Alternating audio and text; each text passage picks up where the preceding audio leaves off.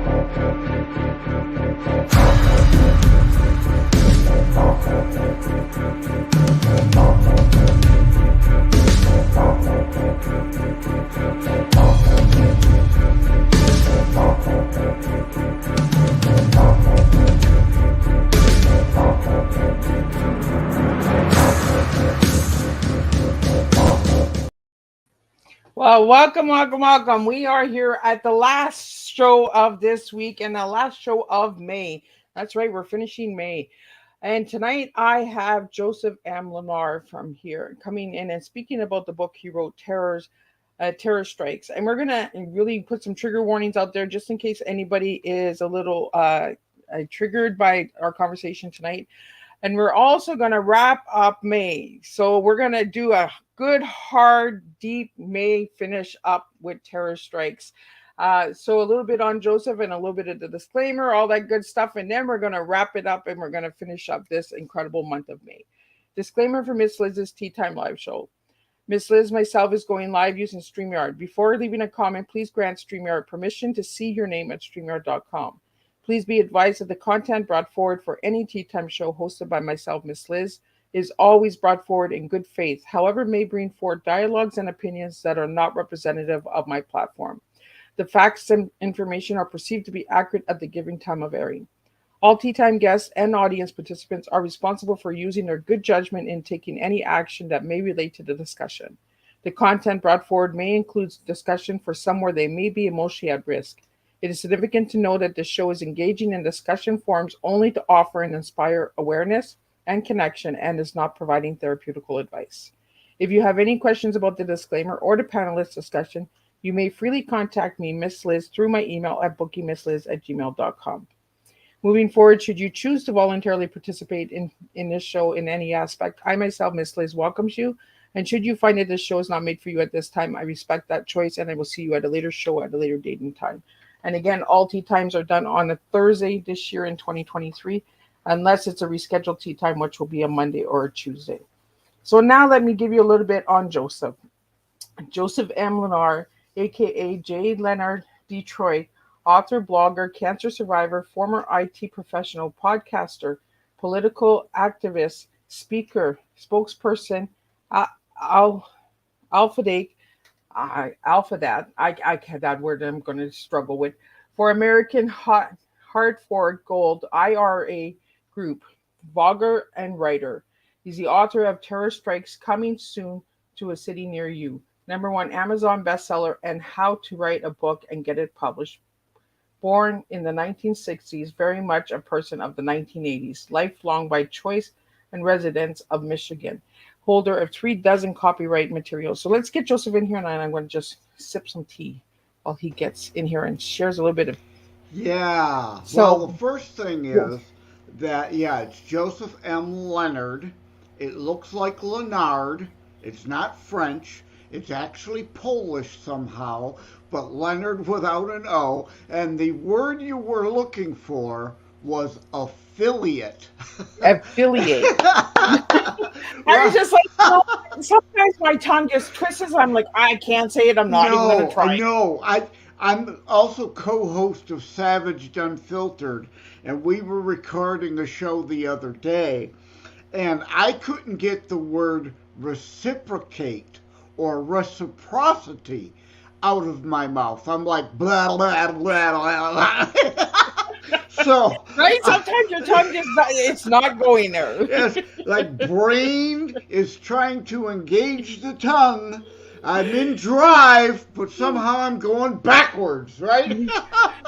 Right? Sometimes you just got to say, you know what? I'll put the plug in the tub. Like, that's it. So, Joseph, I really want, and your book, I have done some research on it, and it's really an incredible book. So let's talk about terror strikes, and let's get some information out there. Sure. Well, the first thing is, of course, there are a lot of books that start off with the two words terror strikes. So it's important, of course, then to remember the subtitle, Coming Soon to a City Near You. Well, why that? Due to the Wuhan virus hysteria, there are a lot of people who seem to think terrorism went away. Like terrorists all over the planet all decided, I'm just going to throw away my AK-47 and be a good guy now. Right? Not happening. No, didn't happen. You just weren't hearing it in your nightly news all the time, right? So, coming soon can happen at any time. To a city near you can happen anywhere. This is not just a New York City 9/11 thing, right? My book's international. There is a YYZ Toronto chapter, a London, England chapter, a Madrid, Spain chapter, a Tokyo, Japan. But even aside from those, there's also a Tulsa chapter. There's a Naperville, Illinois chapter. Again, making the point, this isn't a big city issue. I'm going to turn my back on you temporarily to grab. Oh no, he's already turning his back up. To grab a sheet of paper because I can't remember everything. I'm 60, gonna turn 61 this year. Memory isn't what it used to be, so I don't memorize this stuff. I've got a note. Like last year in the United States alone, there were over 200 defined mass shootings. All right. Yeah, did you hear that? Right? And here's a couple. Iowa nightclub. Well, that's not a big city location. Arkansas car show. That's not a big city location. Vegas hookah bar. Well, that's certainly not New York, LA, right? A Virginia hookah bar. So, coming soon can happen anytime to a city near you.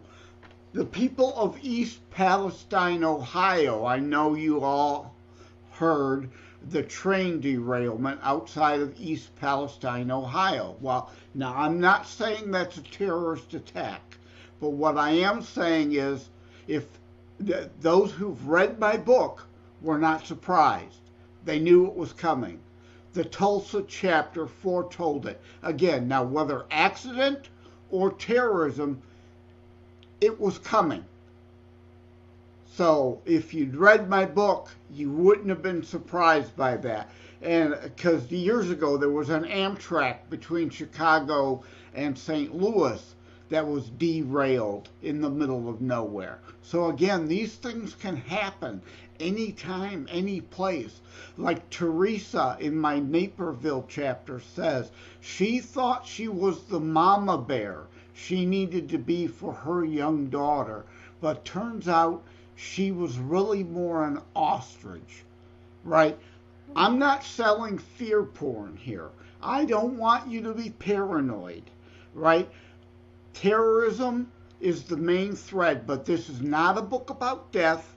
It's life and living, right? But like an ostrich, you can't just wander onto train tracks, hear a noise, bury your head, and not expect that oncoming train still isn't gonna bowl you over just because you're not paying attention. So I want you to live your life awake and aware to things around you. Well, that's what I got when I did the research on you, Joseph, is that you want people to pay attention, you know? And it's and terrorism is not like a big war all the time. It's like school shootings and shootings in malls, and that's somebody taking someone else's life. Yes, From what exactly. I'm getting from the books and the research that I've done, Joseph, is, pay attention, stay awake, don't close your eyes to things that are And coming or that will be yeah, and coming. again, the book is not just about terrorism. Again, from a sheet of paper, so I get this right. Yes, about terrorism, but not a book about death, but life and living.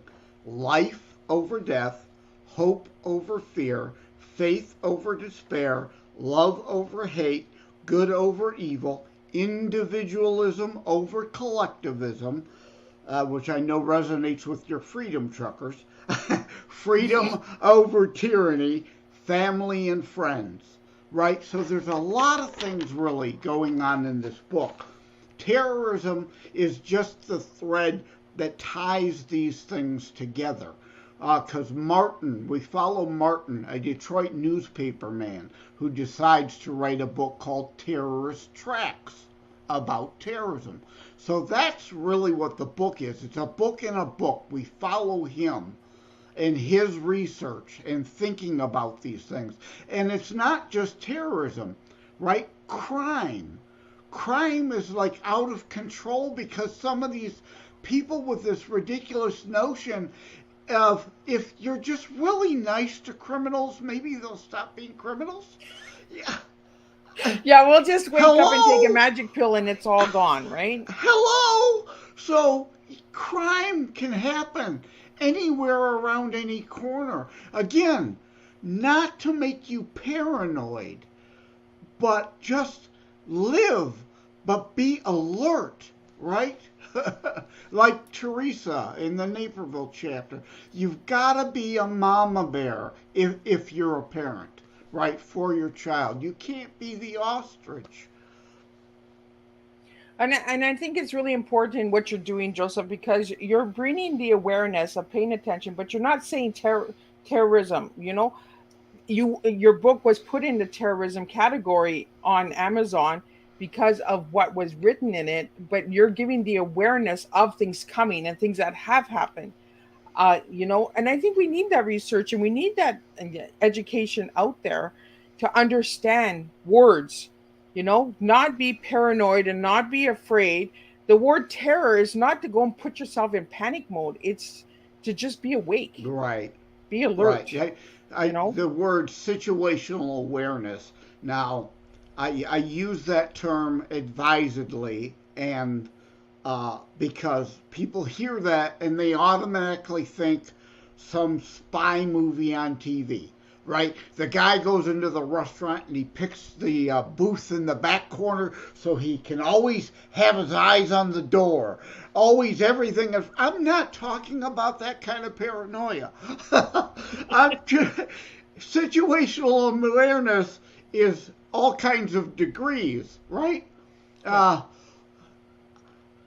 If I'm going to a restaurant that's a taco place, I'm not expecting to get pizza. That's a degree of situational awareness, a very oversimplification. But I like the way you put that in there, Joseph. If you're going to Taco Bell, you're not getting pizza. You're getting a taco. But, people don't think of that, though, until I put it in those simple terms. But I've been writing my whole life, so, I think in that way. And, people don't necessarily think it that way. And until it's presented to them, then it's like, oh, yeah, of course, yeah. Yeah. That's common sense. But nobody quite put it that way before. Well, we have to stop being so serious. We need to be alert and awake, but we need to lighten up a little bit. I am so glad you said that because, I joke. Like, I was joking about your tea. Number one, I don't do tea. I don't do coffee. This is Soda Stream root beer. So, because I don't buy soda from the store. I have a soda stream, so I take good, clean water, put it through the CO2 system to give it the bubbles and add the flavoring. So I don't have all that caffeine and sugar and high fructose corn syrup and all that nastiness. But I forgot where I was going with this. That's okay. Just spill it like a good old messy. But since, because one of your things you had T for past, E for present. Okay, there's an E in there, but A for future. Now I know you spell some things funny up there in Canada with the French influence. Well, we put but that there's A no in A there. in future any way, shape, or how. But seriously about not being serious. Terror strikes coming soon to a city near you. There is a chapter called Comic Relief.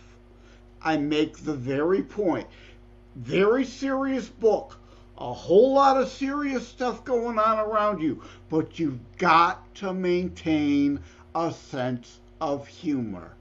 Yep. Right? Or you'll go to. crazy. You'll be balled up in the corner, sucking on your thumb in the fetal position, crying, oh my God, oh my God, oh my God, all the time, right? We don't want that. I don't want that for you. That's why there's a comic relief chapter in my book. And Joseph, when I asked you to describe yourself as one word to describe yourself, you gave me the word jokester. Oh. And you've been doing that all week with me. You've been a jokester all week with me. Yeah. Well, behind the scenes, for those of you, I got Liz to sign up for Retalk, which is a social media platform out of the UK. I'm on 15 different platforms because I don't believe in adhering myself to one audience. Yep. I want to speak to as broad a group and a wide variety of people as possible. So I introduced Liz to Retalk, and we've kind of been joking and teasing and going back and forth on Retalk. So at J Lenard Detroit on virtually any social media platform except Twitter. That account is still perma-banned. I'm still arguing with Elon to unban me. But most platforms at J Lenard Detroit, including Retalk, and you are Ms. Liz's Teatime on Retalk, right? Yes, I am. And that's what I mean. Like my guests don't just meet Miss Liz, on the day of interview. They meet me during the week, months ahead. And we joke back and forth for weeks. Yeah. We really built that relationship together. And like I say, comic relief. This isn't in the comic relief chapter, but that sets it up. I tell a couple of what I call Joe originals. Okay, I've literally written jokes that my local comedians use on stage. They don't use this one, but it'll be obvious once you hear it, and it's in the book. So here's a bit of a small spoiler, tease, right? But to make the point, even bad humor is good for you, right? All right, to be or not to be, that is truly the question. Because if it's to be, I got bingo! That's a Joe original. Or as Michael Gardner, like I said, I co-host Savaged Unfiltered podcast. Michael Gardner, the creator of the show, calls me Joe the Joke Man Lenard. Yeah, as you can see, right? Joseph, we have a question here for you. Are you a professional comedian? Oh, yeah. No. You know what? And we interviewed a couple comedians on Savaged Unfiltered lately, and the one, Sadia, she said, maybe you really ought to go to an open mic night one night. I said, no, I can't remember the stuff. I can't do a stage presence, but I can do some jokes. And like I said, I've handed jokes to professional comedians here in Wyandotte at the Portofino restaurant, there is the comedy room. And I know Saul and Cal and Charlene over there. So they've used some of my jokes. So yeah, I mean, I love humor, especially bad puns, as you know from Retalk. You've seen plenty of them. Yes, I have. I cannot resist a bad pun. I'm coming for you. Don't worry. I'm coming. I'm coming in low, and I'm going to win that race. Yeah, and what she's referring to is I said, I'm happy to bring her on Retalk, introduce her, and she's my friend. Retalk works a little different. It's a point system. You build points. Until she gets close to me in points, then it's, all bets are off. Then we become enemies. Right? Well, that's one of my bad puns. Enemy over the enema. But again, I cannot resist a bad pun. People may cringe, but still, that cringe lightens the mood. It does. It changes the tone. Somebody may be having a bad day. And again, back to seriousness, like PTSD is dealt with in this book. Survivor's guilt, the issue of suicide prevention. Because sometimes someone may survive like 9/11, and why did I survive? Why did I get out of the building whereas my colleagues didn't? Survivor's guilt is a heavy burden on people. So suicide prevention is a serious sub-thread in the book. And a not so serious one if you're into sports, if you like baseball. Baseball's in the book too. It'll make sense once you read it. It may not now. But, so things are tense. And if you could just get somebody off kilter and out of their depression with even a horrible bad joke like the play on words between enema and enemy, right? It can change their whole day. Yeah. So, Joseph, you say baseball. Why is baseball in the book? Well, I want to be careful. I can't give too many spoilers, but okay, no spoilers. We're not going to home base. I will say this. Following 9/11, the world was still somewhat paranoid, and are we ever going to have any sense of normalcy anymore? And that answer came when George W. Bush threw a blazing strike over the plate at the Yankees game to say, we're returning to normal. And then there's more to it than just that. But that, and the word terror strikes. I like enemy and enema. I like wordplay. Strikes. Terror strikes, as in an assault. Strikes, as in ball down the middle over the plate, baseball. That's I like one that because tease. you make people look at it differently, right? You bring in the words and you make them look at the word differently. Well, like a strike, like a bomb coming in, and a strike like a baseball game. There's different ways of looking at things, and I think that's where we really need to educate people and the minds of saying, you see the word terror, you don't go, oh, you go, I want to know more. Right, exactly, and there's several plays on words through the book. Obviously, I don't want to give a bunch of them away. Again, go and buy a copy. Yes. Everyone go out and get a copy. So I don't forget, thank you. You kind of reminded me.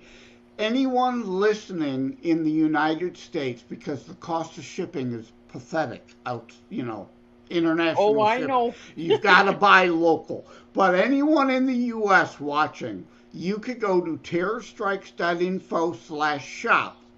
Use the promo code Miss Liz to get 15% off the book plus free shipping. Now, if you're outside the U.S., you can still go to terrorstrikes.info/shop. Then there's a link to international sales where you could find the book anywhere all over the world, somewhere close to you, so you're not paying outrageous shipping. But another play I mentioned, Martin is writing a book on terrorism. His book is going to be called Terrorist Tracks. And there's another play, Tracks, as in Sherlock Holmes mystery, following in the footsteps, right? And Wow. tracks. There are a lot of attacks on railways. That is so true. That is so true that we don't speak of. We don't Tracks. talk about. But my book goes into that. So you've got tracks. And the other thing, I hope people see a theme here. Terror strikes coming soon to a city near you. It's not a Rambo blood and guts shoot 'em up. If you want to watch Rambo, go and go to Netflix. This is a book to make you use your brain. This is an intellectual pursuit in reading. And it's for all ages. I made sure to not there's one damn in the book. Spoiler. But dam could be a water dam. Yeah, well, not necessarily. But in a war scene, damn is used. Because I'm setting a war scene. If they don't at least use the word damn, if not worse, you're not going to believe the scene, right? But at the same time, I want you to be able to actually read it and then hand it to a middle schooler to learn things they're not getting in school. It's a historical fiction book. I call it faction, part fact, part fiction, so that people are learning history they're not getting in school. I tie a lot of things together here. I like that you want to get into schools, and I like that we need to bring different to the schools. The schools are all over the place. They're a mess. Yeah, they're a terror. There's a terror right there. Yeah, you know why this book won't get in schools? There's no porn in it. They're too busy peddling porn on children in schools these days. I mean, I don't care what you want to do at your house. Leave the children alone. Exactly. I'm with you on that one, Joseph. 100%. We need to start educating the kids' minds with history, with real good education. Life skills. The life skills are gone out the window. Budgets, finances, and nobody knows how to do anything anymore. Yes, I write blogs too, and that, and several times I've gone off on the issue of education. So I happen to have this handy. I'm going to read this one particular paragraph that I often repeat. In the USA, the indoctrination factories and or other supposed free society systems are peddling radicalism, raunch, perversion, racism through CRT, and anti-Americanism, the new R's. Why do I say that? Right? We used to educate the 3 R's, we used to call it. I say it's the core R's.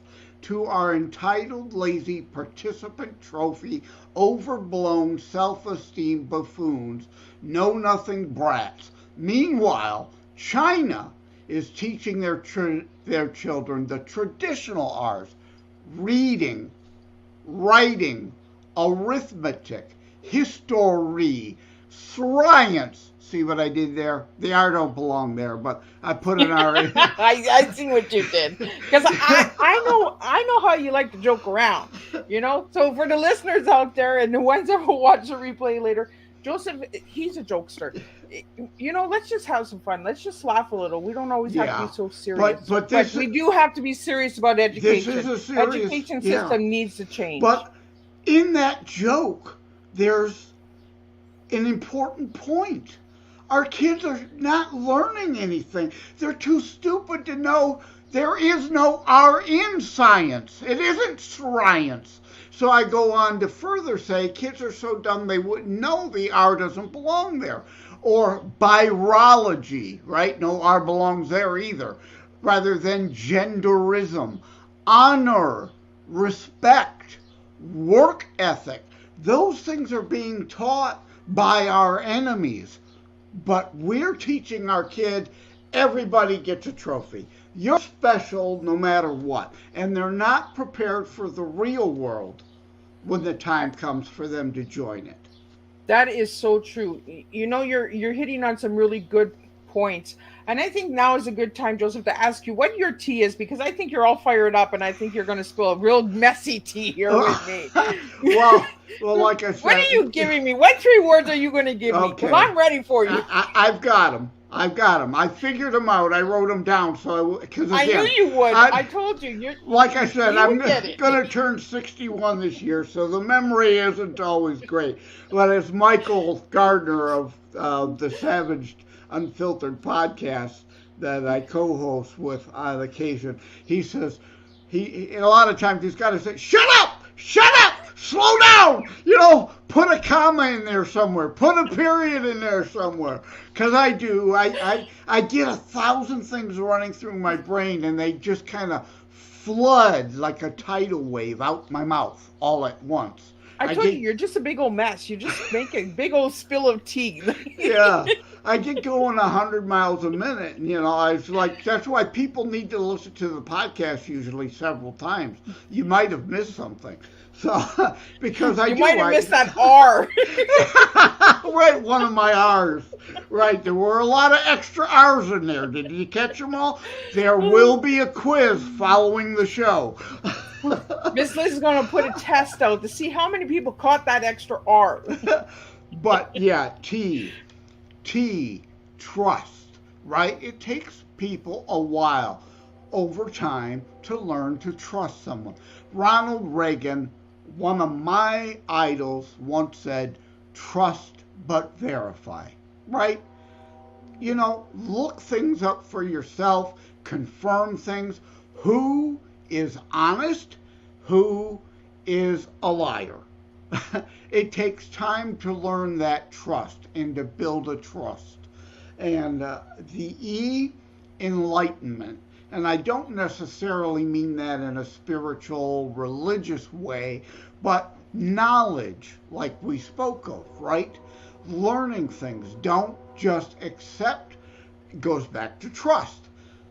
If I tell you the sky is blue, don't believe me. And really, I'm being serious. Yep. Don't believe me, because it isn't. That's a scientific misnomer.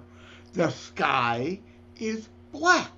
The natural state of the sky is devoid of all color, blackness. That's why when you look up at night, you see the real sky color. It looks blue on Earth, from Earth during the day because of refraction and reflectivity off the planet's waters.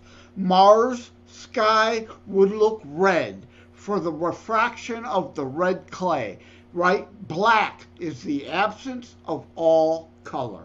Think of a prism, right? You shine light through it, yep. You see all those colors, because light is the presence of all color.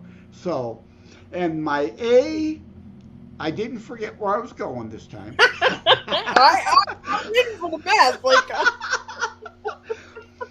A goes back to both trust and enlightenment, the advancement of knowledge. That's why my book is historical fiction. I could have just written fiction, but the way I see it is having historical actions in there teaches people things they may have never learned or have forgotten. And it also lends credibility to my fiction, because it's tying a fictional set of scenes in with historical past real scenes. So to me, hopefully, when you're reading it in your mind, it sells it, right? Because you go to a movie and you have to suspend reality. Well, I don't want you to suspend reality. All those fake stunts and all that action stuff it's like, no, yeah, that could never happen, right? But they expect you to suspend belief, all reality around you. I don't want you to do that. I want you to stay rooted in reality when reading my book and come away with, again, that situational awareness in more than one sense of the word. So, Joseph, we have a question here. How long is the book? Oh, good question. Good question. It is 286 pages technically. All right. That, though, includes an introduction, a foreword, the table of contents and all that stuff. The book itself, the chapters that make up the story, are about 250 pages. And there's a reason for that, too. We're dealing in a time where pocketbooks are tight. I know that. I recognize that. I myself have been on disability since 2004. I know what inflation does to one's budget. I know your entertainment dollars are less than what they were 5 years ago. Yep. So I could have wrote, and in fact, there's a joke in the book. I won't give it away, but you'll get it when you read the book. Martin contemplates the same concept. I could write a 700-page book, but I don't want you to have to pay $50 for it. Right? I want a reasonable size, gets the points across book into your hands at a good, reasonable cost. So, Joseph, we have a question. How big are the chapters in the book? Oh, it varies. It varies. I'm going to grab my book. I'm turning my back on you again. Oh, my God. I am so offended. The back. Because since you're up there in Canada, there are varying sizes. And a chapter basically sets up with an opening kind of paragraph.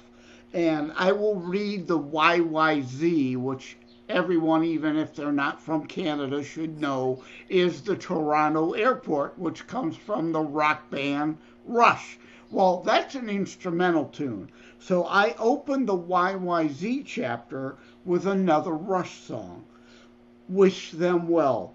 Spirits turned bitter by the poison of envy, always angry and dissatisfied.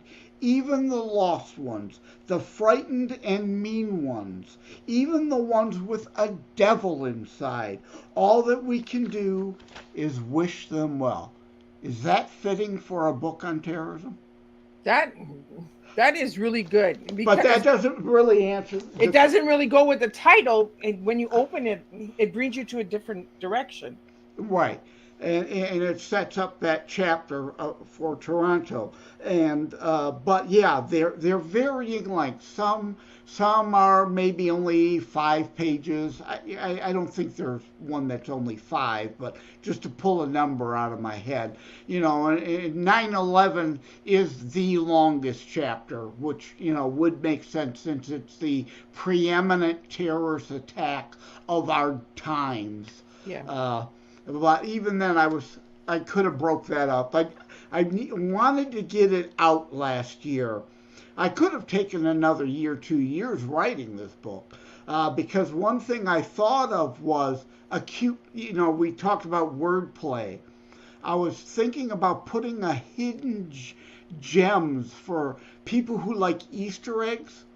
Okay, I was thinking 9/11 could have been the 9th chapter and 11 pages long.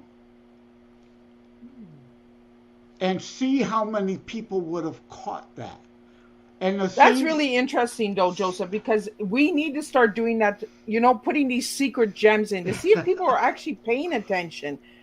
you know? But again, that kind of reinforces. Now, I don't want to play this up too much. I don't want to make this sound. Again, this is an all ages book. So it's written so that a middle schooler can read it. You don't have to be a PhD intellect to read this book, right? I want to be careful, but it comes from an intellectual point of view. And the other thing, too, was Madrid happened on 3/11.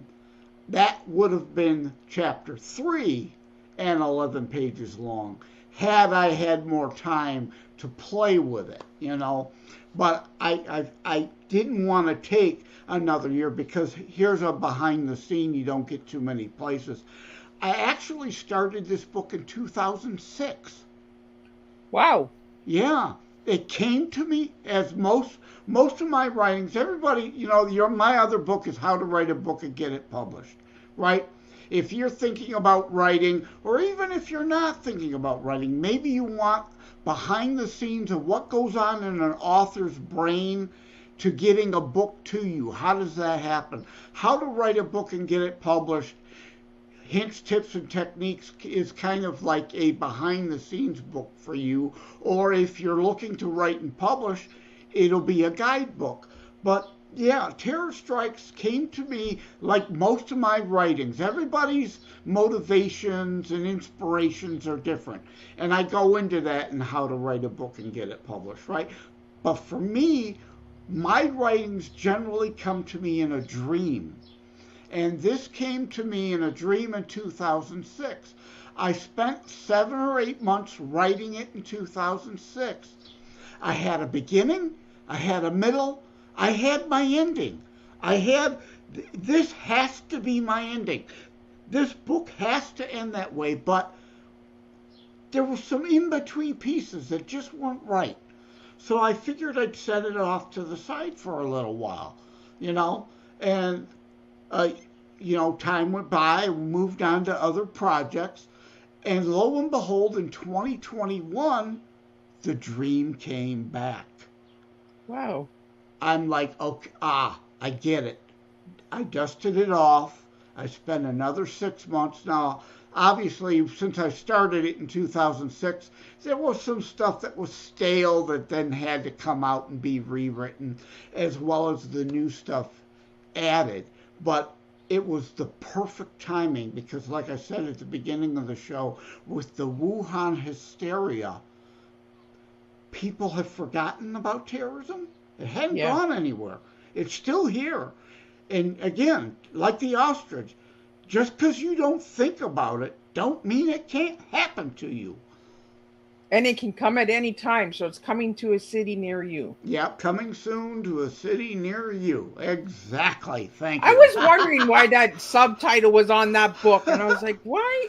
Like, coming soon. Okay, the book is coming soon, but why is it on the book? Yeah, exactly. Again, double important meanings. Now, now if you just put in Terror Strikes in Amazon, you'll get a boatload of books. So you need to know the subtitle, and every subtitle, of course, then has meaning. That's why mine is coming soon. Again, can happen anytime to a city near you, can happen any place. It is absolutely imperative that subtitle goes with that book to make those points. So we have a question. Why that title, Terror Strikes? Well, again, maybe they weren't tuned in earlier. Terror Strikes has got a double meaning to it.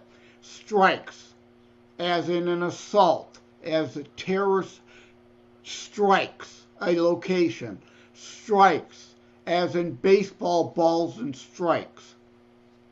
Yeah, we're going for home runs here tonight. Yeah, and it doesn't have to What's the score so far? Is this Liz winning or is it Joseph winning? You know, I think I'm in the lead tonight with the team. Oh, no. You're paying off the umpire. Oh, is that what I'm doing? No, okay. No, but seriously, that's why that title, that's why it's important that title goes to this book. But again, in case if you missed it earlier, not a book about death, life and living. I can't stress that enough. Don't let the fact that terrorism is involved here dissuade you from the book. You can read it for a myriad host of other reasons. All those that I read earlier, where did I put my paper, right?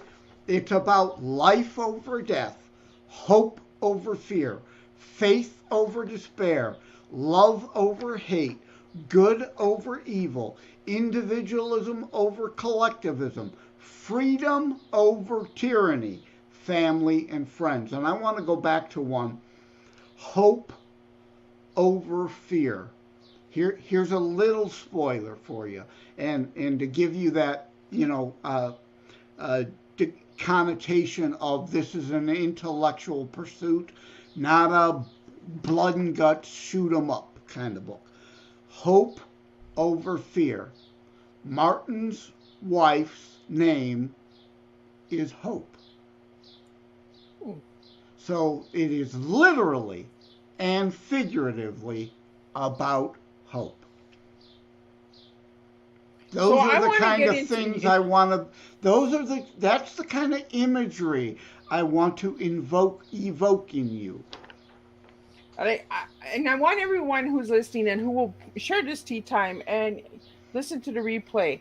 Listen to this tea time over and over again. You're going to get little tidbits. You're going to get those extra R's. You're going to get those little jokes, and you're going to understand why we're doing this tea time tonight, why we're expressing and bringing that education to the table of terror strikes, because we look at words and right away we go to what society and systems have told us to feel.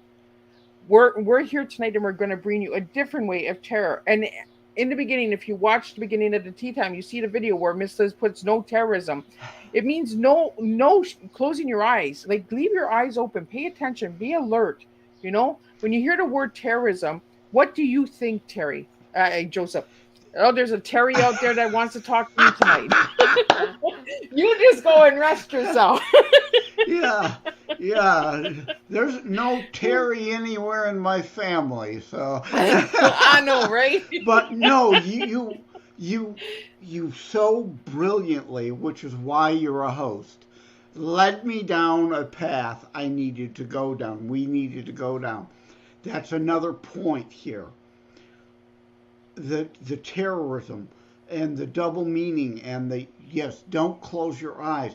That's one of the points. I've said it several times. I don't want you to be paranoid. I don't want you to let them win. They win if you are terrorized. Don't allow it. Know it happens. Know it's a part of life now. Know it's around you. Know it's going to happen. But don't panic when it does. Yep. Be alert. If you're alert, there's no panic needed. We really just need to look at words differently. When I hear the word terrorism, I'm just get alert. Something's coming. Yeah. Don't be afraid. I don't want you to be afraid. Again, I use the term fear porn because you see that on the nightly news. That's all they do. Peddle fear porn to get you to tune in. What am I supposed to be afraid of today? What went wrong today? Which reminds me, since you're up in Canada, Anne Murray. You know who Anne Murray is, right? Yes, I do. After we're all done here, I urge you all to go to YouTube. Hopefully you're watching on YouTube. Look up Anne Murray, A Little Good News Today. Great song. We could all use a little good news today. And this is about not allowing others to terrorize you. And you did, and I heard somewhere along the line, Joseph, that you said that I got a point. So I think I'm in the lead. Oh! I did. I paid attention. I shot myself in the foot with that one. Yeah. Good one, Liz. Good one. I just slid in for a home run. You see how I did that? Yeah, you got the better of me on that one. Yeah, I set you up for that. I was the Martin to your Lewis. Yeah, for I those who told you, will I get come it. in slow. I'm gonna win. Yeah. I win my race. Yeah. So Joseph, I want to get into the color red. You have your name in red. The books are in red and black. Your favorite color is red. So why red? Yeah, that's a good question. I don't know. It's just kind of always been. I'm no longer married. I'm divorced, but I married a redhead. Is that coincidental or not? You decide. But yeah. But no, yeah, I just always liked the black and red combination. Growing up, I played hockey. A lot of the hockey teams we played on, my dad was a coach for a lot of them, and he was tired of the same old blue and white, green and white color schemes. So his teams would always have a black and red themed jersey. And you would always know that it would work because no other team would have that. They'd always have the lame, I'm going to call them, color schemes. So, and we'd have these mean, menacing black and red jerseys. Blood and guts, right? Coming for you. Be aware. So yeah, red's just kind of always been my color, and Terror Strikes, the black and red theme. As we were going through the different imagery, just fit really well. And yeah, my name's in red again, just because it's matching the books. And if you could see this on video, that's part of the Detroit cityscape behind me. And I've written many books. I've been writing my whole life. My father was actually the founder and lead singer and accordion player for Ted Leonard Jr. and the Polka Kings. And yeah, you could go find their albums, even or an 8-track. Are you taking me dancing now? out on eBay still. You could still find those. So I got the creative gene early. So yeah, I recorded music in the 70s and 80s, but that never really went anywhere. But short stories, novelettes, novels always stuck with me. But I only have 2 international books out right now, even though I've written many. Terror Strikes coming soon to a city near you. And a lot of interviews, the interviewer would say, come back and just discuss the writing process, right? And the publishing process. So I said, well, my second international book has got to be How to Write a Book and Get It Published, Hints, Tips, and Techniques, right? So, yeah, it just adopted the same color scheme to link the books, kind of tie it all together there. But, yeah, because #1 bestseller on Amazon. Terror Strikes coming soon to a city near you. #1 Amazon bestseller. Got to get that in. I'm proud of it. I earned it. So I'm going to say it. And so, yeah, if you're interested in writing a book, I, as a #1 bestseller, take you through the journey in how to write a book and get it published, hints, tips, and techniques, how to hopefully achieve the same dream that I was able to achieve. But again, if you're not interested in writing and publishing, think of it like a tell-all without the name dropping, right? It's a behind-the-scenes look at what does an author go through to get a book into your hands to read it. It will give you some insight behind books you've never had before. And you're taking me dancing because you mentioned polka. I'm coming in with another point here. I got to get these points. I can't get the points on that real talk. I'm going to get the points on Teatime.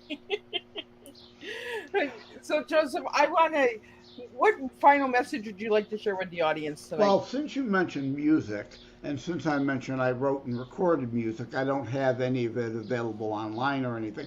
But there is one thing music related that is online.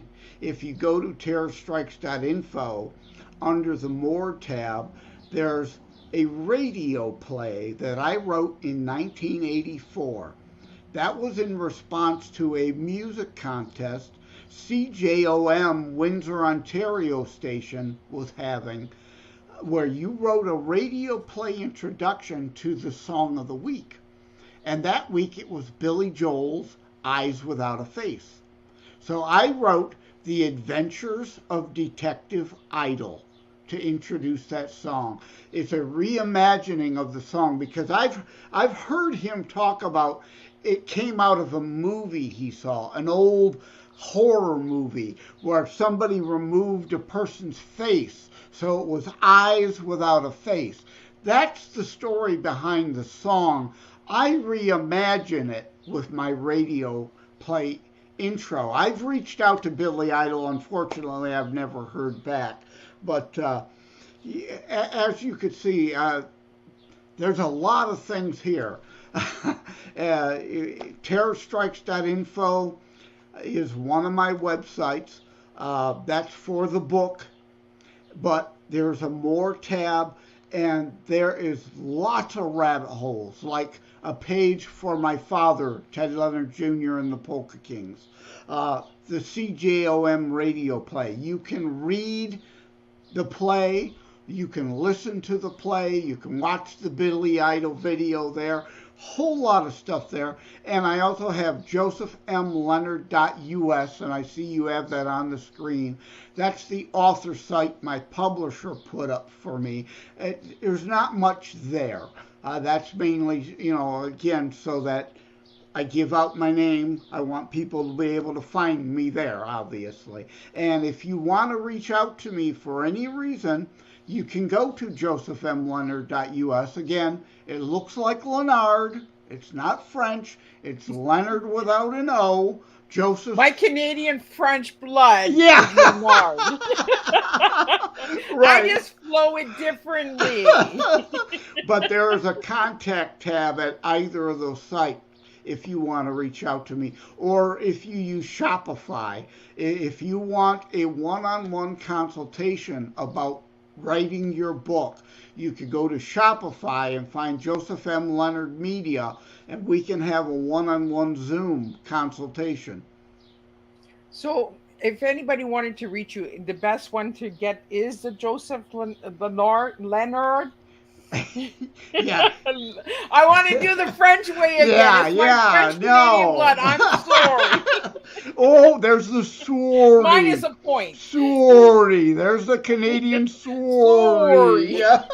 I love the Canadian accent. I used to vacation up on Sparrow Lake in Aurelia, which is just outside of north of Toronto. And shout out, rest in peace, Gordon Lightfoot, who was from Aurelia. So, and yeah, we still have the Edmund Fitzgerald Memorial at Mariner Church here in Detroit every year in honor of those who went down, who are lost, never found.